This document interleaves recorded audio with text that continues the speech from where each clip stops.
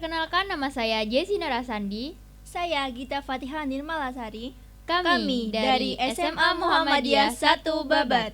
Assalamualaikum warahmatullahi wabarakatuh. Selamat datang di IPM Muhibah Channel. Jangan lupa like, comment, share, and subscribe jika konten ini bermanfaat bagi kalian. Dan jangan lupa untuk klik tombol lonceng agar kalian gak ketinggalan informasi dari kami. Bertemu dengan saya, Jessi Narasandi, yang akan menemani kalian selama beberapa menit ke depan. Tentunya dalam IPM Muhibah Podcast, berkarya dan bermanfaat. Bismillahirrahmanirrahim. In the nice time and for the next few minutes, I and my partner will accompany you all by sharing stories, experience, knowledge, and other. Baiklah, kali ini saya bersama partner saya akan mengulik mengenai jargon yang selalu menjadi andalan para kader IPM SMA Muhammadiyah 1 Babat, yakni berkarya dan bermanfaat. But before that, who am I talking to and who is my partner? She is Ipmawati Gita Fatihah. Assalamualaikum Ipmawati Gita. Waalaikumsalam Ipmawati Jessi. Hi guys, let me introduce myself. My name is Gita Fatihah Nirmalasari. You can call me Gita. I live in Mantu Village, Bojonegoro City. And now I'm grade 10 in Senior High School Muhammadiyah 1 Babat. Barakallahu fiik. How are you today? Alhamdulillah, I am fine. And you? Alhamdulillah, I am fine too. Thank you. Alhamdulillah. Baiklah, Ipmawati Gita. Ipmawati Gita ini termasuk salah satu kader organisasi Ikatan Pelajar Muhammadiyah yang sangat aktif dalam berorganisasi, yang sering bertanya-tanya, sekarang gantian menjadi yang ditanya-tanya. Baiklah, hari ini kita akan membahas mengenai tema yang sudah kita siapkan, yakni berkarya dan bermanfaat, amunisi kader untuk melintasi zaman. Nah, Ipmawati Gita mungkin bisa menjelaskan secara detail maksud dari tema yang sudah kita persiapkan. Berkarya dan bermanfaat. Menurut KBBI, berkarya itu membuat atau menciptakan sesuatu. Ya, karya itu akan berguna pada masanya. Contoh, dulu kan Ki Haji Ahmad Dahlan mendirikan sekolah yang menggunakan kursi, ya kan? Oh ya? Ya, ceritanya itu pada zaman dulu Ki Haji Ahmad Dahlan mendirikan sekolah dengan sistem menggunakan kursi. Jadi warga sekitar, warga Kauman di situ itu kayak gimana? Nggak terima karena menyamakan dengan Belanda, orang Belanda.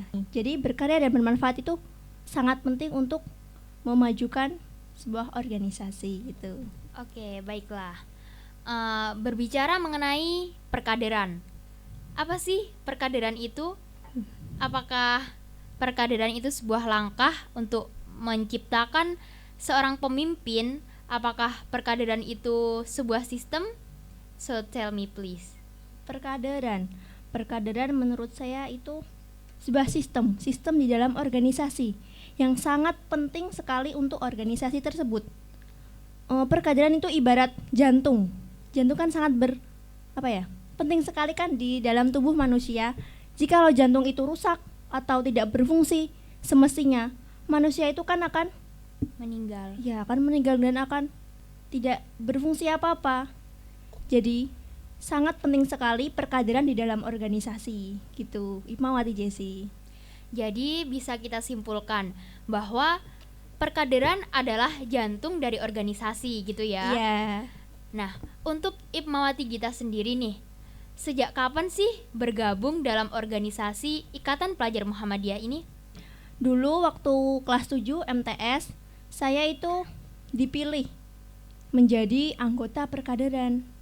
Dan waktu itu pikiran saya masih labil dan kalau ada acara apapun itu hanya ikut-ikutan saja, nggak tahu tujuannya yang pasti gitu.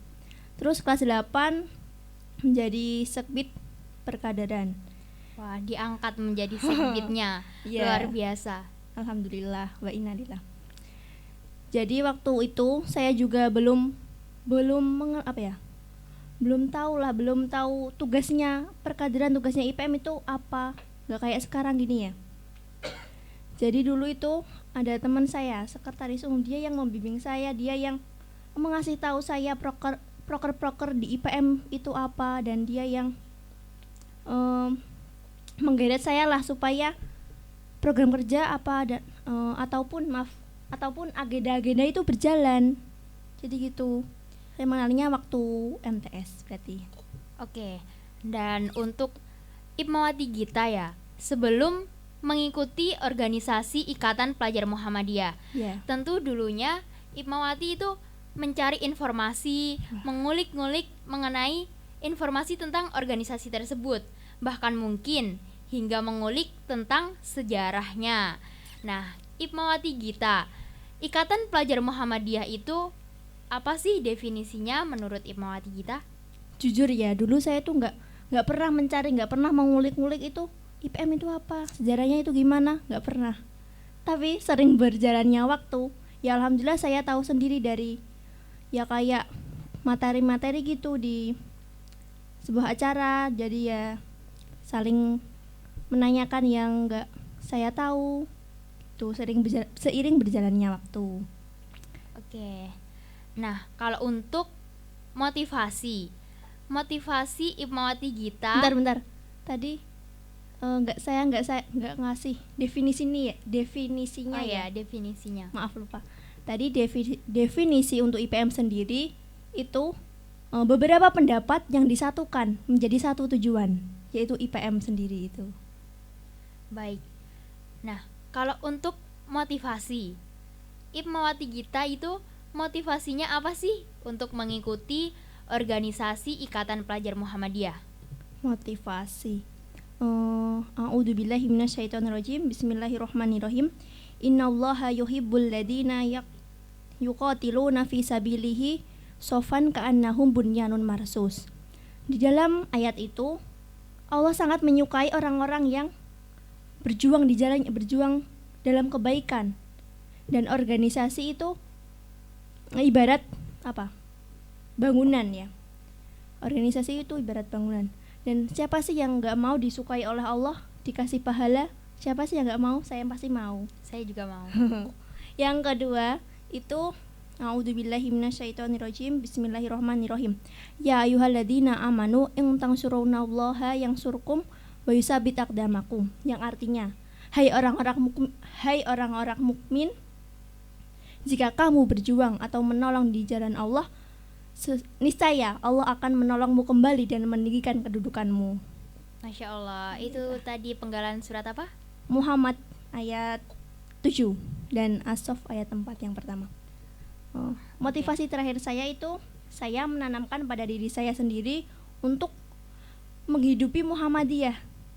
Ya, dengan saya berorganisasi di IPM, insya Allah saya bisa menghidupi Muhammadiyah dan ikut organisasi IPM itu sebagai wujud rasa bangga saya kepada Muhammadiyah. Jadi gitu. Masya Allah. Motivasi yang luar biasa. Alhamdulillah. Nah, untuk pandangan Ipmawati Gita dalam menciptakan organisasi yang ideal itu bagaimana? Organisasi ideal. Jadi yang pertama itu ada kolektif kolegial yang bergerak untuk bekerja sama. Contohnya, semisal kita buat acara dan si acaranya itu tidak berjalan, bukannya berhenti tapi tidak berjalan. Kita sebagai pimpinannya, sebagai temannya lah, teman berjuangnya itu siap tidak siap harus mendorong dia supaya acaranya itu lancar, acaranya itu jadi. Yang kedua ada inisiatif aktif. Ya. Setiap kader itu harus punya inisiatif. Inisiatif itu apa sih? Inisiatif itu melakukan tanpa disuruh, ya, beringinan juga. Jika organisasi tidak ada inisiatif aktif, organisasi tersebut tidak akan berkembang. Jadi gitu. Yang terakhir adalah kritik otokritik atau tanggapan. Kita sebagai IPM, sebagai kader, siap dan siap harus menerima kritik itu. Toh kalau kritik itu baik, kenapa tidak? Kenapa tidak kita jadikan apa? Tolak ukur, apa ya? Ya, itulah. Harus ditampung gitu ya. Iya. Tapi jangan terlalu sensitif terhadap kritikan tersebut. Itu malah membuat kita jadi semakin down. Jadi gitu. Baik. Dan kita sebagai kader, kita kan kader ya. Iya. Tentunya kita akan menjadi penerus perjuangan tokoh-tokoh Muhammadiyah yang saat ini, seperti Profesor Kiai Haji Haidar Nasir, Profesor Abdul Mukti, dan lain sebagainya. Nah, Ipmawati Gita, bagaimana harapan untuk Muhammadiyah ke depannya yang bermanfaat untuk masyarakat umum? Untuk kader ya, semoga dari kader untuk Muhammadiyah, semoga Muhammadiyah, pimpinan Muhammadiyah selalu membimbing kita dan menemani perjuangan kita. Terus untuk Muhammadiyah digunakan untuk masyarakat umum ya. Semoga Muhammadiyah selalu memberikan realisasi, bukan hanya sebuah simbol saja, realisasi untuk umat, untuk masyarakat umum. Semisal Lazismu, MCC tadi, terus ada AUM. Ipmawati Jazi sendiri tahu apa itu Lazismu? Nggak tahu, tolong dijelaskan. Lazismu itu lembaga amil zakat, infak, dan sodakoh. Jadi untuk mengurusi ya zakat tadi, infak, sodakoh, pokoknya untuk kepentingan sosial, ekonomi lah ya. Terus AUM, Ipmawati Jazi sendiri tahu. Amal Usaha Muhammadiyah. Ya, amal usaha Muhammadiyah. Contohnya seperti sekolahan, SPBU, sama panti asuhan. Itu ada banyak sekali yang dimiliki oleh Muhammadiyah. Gitu. Terus harapan saya juga ada, semoga Muhammadiyah selalu beristiqomah dalam menebarkan kebaikan. Ya. Itu bulan lalu 18 November. 18 November itu kan ada Milad Muhammadiyah. Selamat Milad Muhammadiyahku yang 108 tahun. I'm proud of you Muhammadiyah. Jadi untuk semuanya yang belum mengikuti organisasi Muhammadiyah, Ortono Muhammadiyah, segeralah bergabung bersama kami. Segeralah bergabung bersama kami. Berjuang karena hati, bukan apa yang ada di hati. Terima kasih. Wah. Nah, Sayyidina Ali pernah berkata, "Tidaklah ia seorang pemuda yang mengatakan bahwa inilah bapak saya, tetapi seorang pemuda adalah yang mengatakan bahwa inilah saya." Dari perkataan tersebut, kita dapat mengambil makna bahwa sebagai kader Muhammadiyah, kita jangan terlalu membanggakan, mengagungkan kehebatan bapak kita yang saat ini atau yang masa lalu. Tetapi kita sebagai kader masa kini harus ikut serta berkontribusi dalam upaya pengembangan Muhammadiyah supaya menjadi lebih sukses. Pesan saya untuk kader Muhammadiyah, masa depan organisasi ini ada di tangan kalian. Jaga selalu marwah Muhammadiyah dimanapun kalian berada. Jadikan dia sebagai identitasmu yang harus dibanggakan. Baik, terima kasih Ipmawati Gita sudah mau diajak bercerita-cerita, berbagi pengalaman. Semoga harapan kami, obrolan yang kita bicarakan tadi bisa menjadi inspirasi, bisa menjadi motivasi untuk kalian semua untuk terus berkarya meski dalam kondisi pandemi seperti saat ini. Baiklah, untuk Ipmawati Gita, terima kasih banyak. Sama-sama. Sudah mau diajak cerita-cerita, berbagi pengalaman, dan kami berharap semoga obrolan-obrolan kita tadi bisa menjadi inspirasi dan motivasi untuk para penonton supaya lebih giat dalam berkarya. Billahi fisabilil haq, bersama Allah di jalan kebenaran, fastabiqul khairat, mari berlomba-lomba dalam kebaikan. Saya akhiri podcast kali ini. Wassalamualaikum warahmatullahi wabarakatuh.